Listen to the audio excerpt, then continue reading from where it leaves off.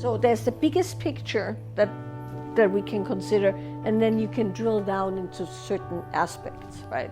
So big picture consideration is we have complicated bodies, right, that have cycles and rhythms, and we're not even, we're not only talking menstrual cycles, circadian rhythms, the sun rises and sets, all of that kind of stuff.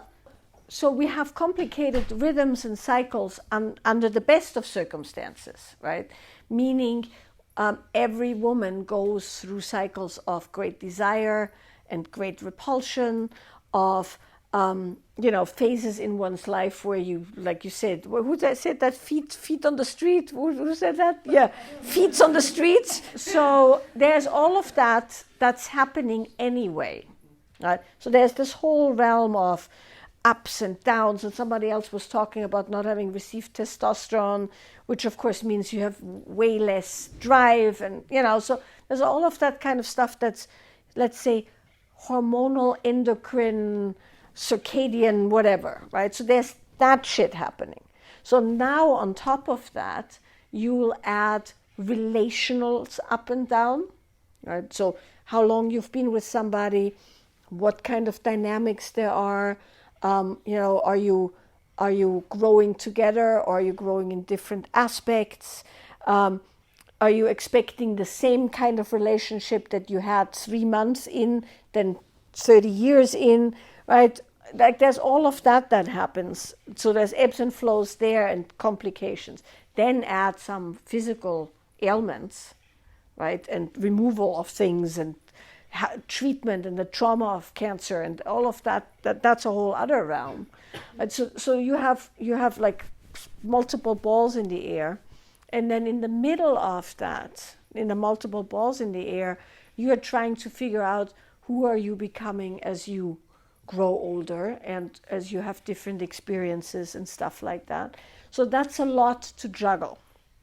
So the first thing to be said is there's nothing wrong with having moments where you don't want it, or longer periods you don't want it. There's nothing wrong with losing interest and, having other things happen. None of that's wrong. But is it optimal for what you want? That's the question, right? Is it optimal for what you want? And so when we look at is it optimal for what you want, we have to take into account what do you want your relationship to be, right? In the optimal set of circumstances. But that's not the most important piece. The most important piece is what do you want for your life, for the rest of your life, so that you feel good, right? And if the answer is, if you never have sex again, that's fine for you personally, then that's one set of circumstances. So the question is, what do you want?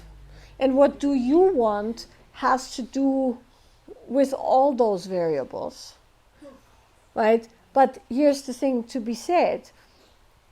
In the what do you want, honestly, not what you should want or what society wants you to want, that requires a bit of fortitude, right? Because it means that you have to examine yourself in relationship to other people. Meaning, if you don't want that anymore, is that negatively affecting your relationship? If you don't want that anymore, let's say, is that negatively affecting your health? If you don't want that anymore, what does that say about the, let's say, vitality of your body, or contribute to the vitality of your body? So there's all of that you will have to look at and go, these are the choices I'm making. But the choices you're making shouldn't be made on you're not feeling anything and hence you should give it up, and you're of that age where that shouldn't matter. We've just talked about getting off on the steering wheel, with 74 and 364 days, right? So it's not a given that goes away and never comes back. There's lots of things you can do from a, let's say, gynecological or endocrine system viewpoint, but also from a vitality and getting back into the body. When you say to me, I don't take naps, I don't go lay down on the floor, we could look at that as in you don't want to feel certain things. Or we could say you don't stop and hence you don't feel certain things. Right? So that's a good in where you stop long enough so you feel certain things. Yes. And then when you realize you don't want to feel them, then that points towards the excavation of things. Or it could be that you stop. If it's you don't stop, hence you don't feel, versus you don't stop because you don't want to feel. That's different things. If you stop and you feel and you can deal with those feelings, that's one set of circumstances. If you stop and you feel and you can absolutely not deal with those feelings, that's a different set of circumstances. Right? So that's a good way in, because one of the reasons I'm not even going to say you, but one of the reasons one might not feel very turned on, for instance, is lack of relaxation, right? Is lack of feeling. And then, of course, that has a knock-on effect. But also, I wouldn't even go as far as the feminine. Just give your system a bit of a break, for fuck's sake, right? And then other things can happen. And the other things that can happen are sensuality, vitality, aliveness, connection. And doesn't mean you have to hang off the rafters with your husband every night, right? Swing off the rafters, I should say. But it means that you could connect in certain ways. And you certainly shouldn't have sex when it hurts. But if you do want to have sex, then find the appropriate people who can help you with it not hurting. But you shouldn't have it till you want to have it. It is hard, but once again, that comes down to the relational aspect. Just because he wants it doesn't mean you have to give it to him, number one. Exactly. But that also doesn't mean he has to suffer, right? There's other ways. He doesn't always have to have it. But, that's the relational aspect where you go, oh, great, he's ready, I'm not, what are we going to do with that, right? That doesn't mean that he needs to cut it off all the time. There's many, many, many things that can be done. But the reason I'm not buying into her particular narrative is that I want her to feel what she wants versus what she should have. Yeah. So just because it makes you supposedly more vital, there's lots of things that make you more vital, right? That's not why she should have sex. She should have sex because she feels in her body that that's something that she wants. And she feels in her body that's something she wants without even the relational complaint about that, right? Then comes the secondary thing of, is it good for her health? Absolutely. Is it good for his health? Absolutely. Is it going to bond them closer together? Yeah, absolutely. But those things can't be reached from a place of obligation. They have to be reached from a place of the arising of that, I wouldn't say spontaneous, but the natural arising of that. How do you get to the natural arising? You figure out what the fuck you want, and you slow down enough to notice that. This dialogue is an important dialogue in the context of a lot of what we're talking about has ideological backbone or dogmatic backbone, right? Oh, women can only have orgasms if they're emotionally connected. Oh, we shouldn't even have orgasms because it's not spiritual unless you are, connected with spirit. Oh, we should just be able to fuck whenever, right? Like there's all of this stuff which all still comes from a place of value judgment, right? Or how we should be. Now, human beings are incredibly complex, and like you said very rightly, what you are experiencing there is what a lot of men report, for instance, right? Performative, they have to be hard, they have to ejaculate. I had a whole conversation the other day with a client of mine, male client of mine, who said, I was tired and I was, I wasn't really in that physical state, it had just been sick, and I got total shit for not not ejaculating, right?